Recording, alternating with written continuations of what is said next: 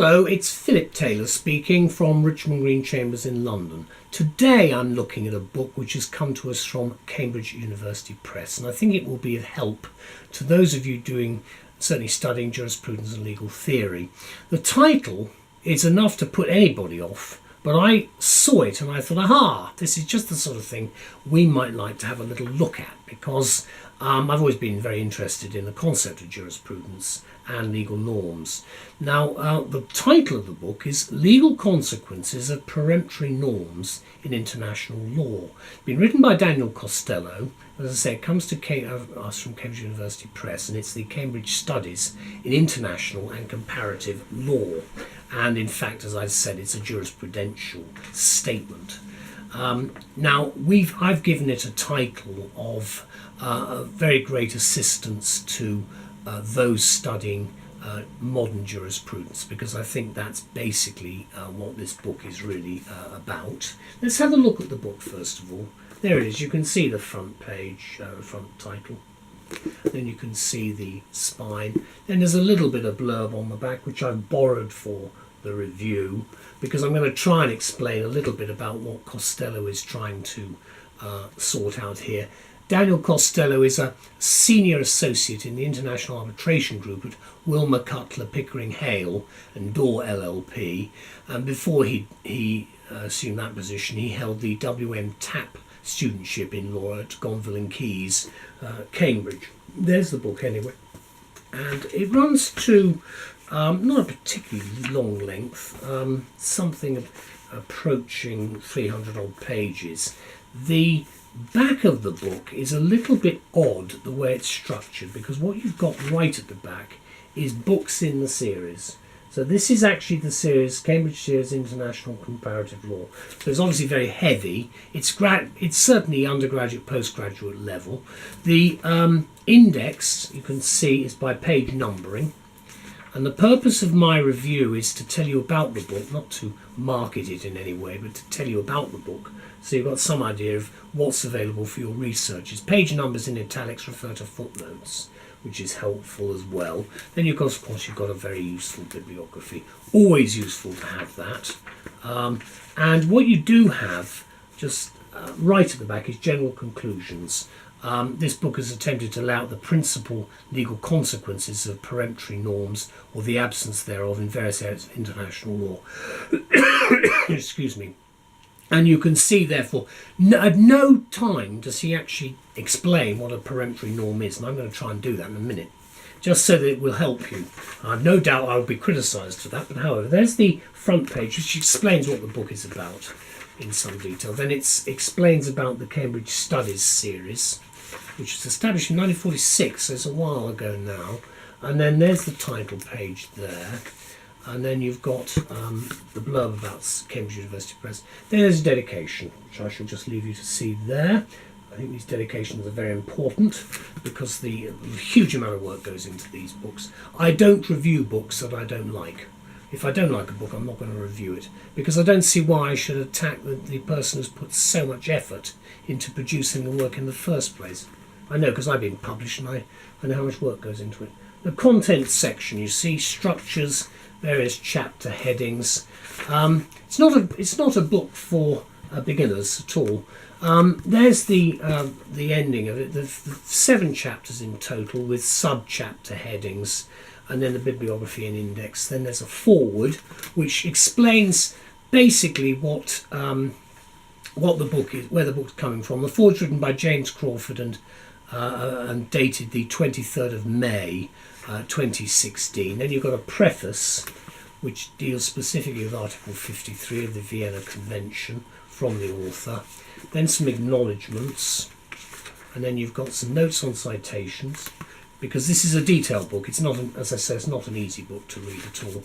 A table of international, national decisions and opinions. So there again, you get a cross-reference here between this and what's in the back. You've also got the actual various countries covered.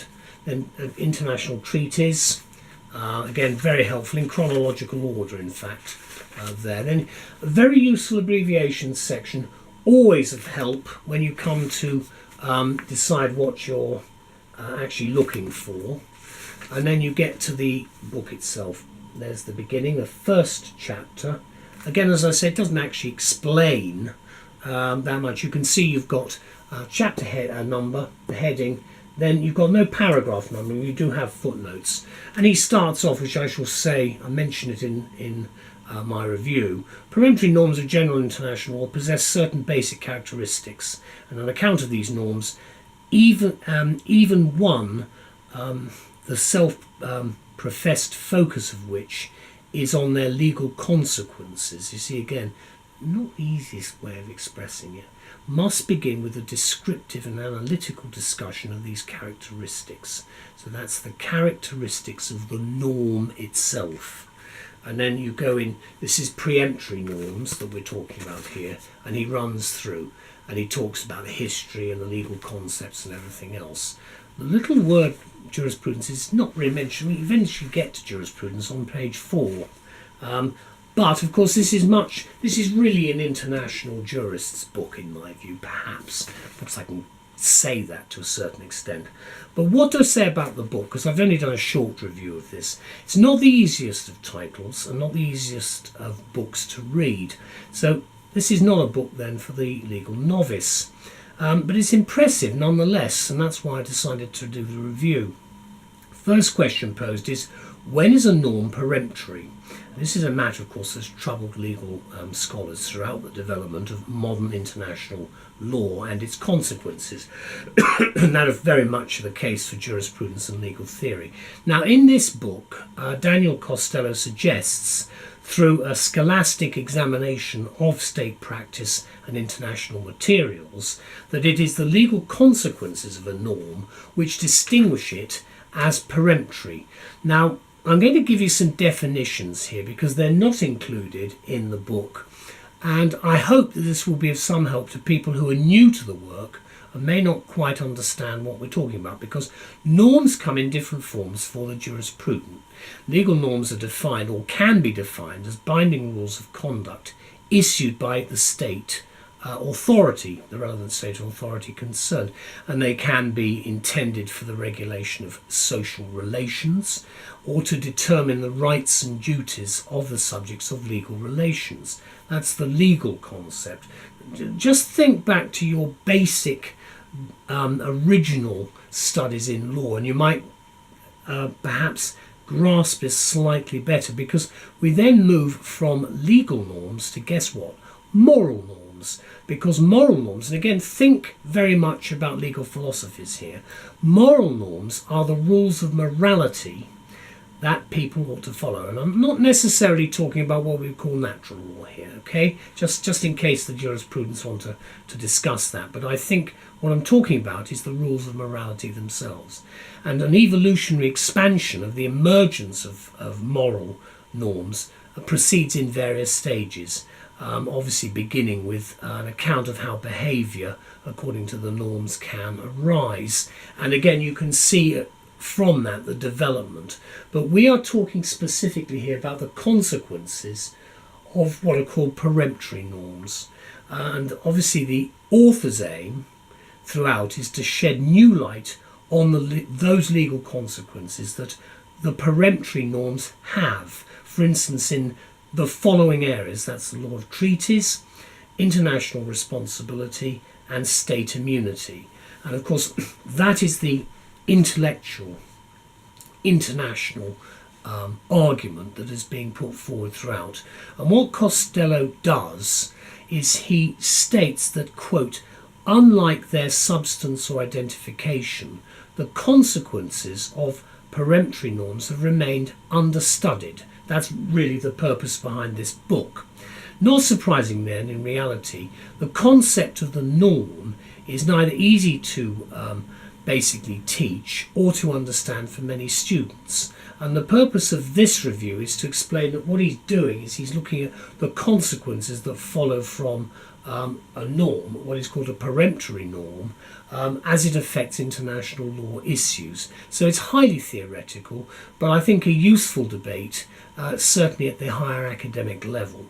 Now, it's the first book to be specifically on the subject of the peremptory norm, and I think it will be essential reading for both scholars and practitioners in public international law. Not perhaps so much for the practitioner, because it's more to do with theory, but I do feel that the points that are being made when we look at both legal and moral norms, the whole basis of the argument is something which obviously is completely lost on just about every politician, but it's also a great academic subject to argue about. And of course, Cambridge University are to be congratulated in being leaders in this particular field. The publication date for the book is cited as at the 31st of October. I welcome it because I think it's another very useful book for the jurisprudence library. There is the front of it, there is the side, and then there's the back, explaining it all. Just opening it in the middle. Reviewability for conflict with a preemptive norm. Now again, this is looking at warfare, Security Council measures and so forth.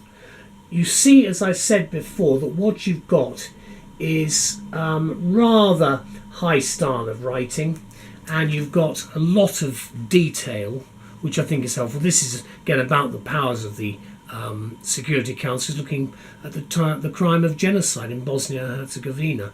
Now, I'm actually rather interestingly, this is the day that the Serb commander, the general, has been sentenced in the international court. So it's rather interesting that I've just opened it at that particular point today. But again, interpretation of Security Council resolutions.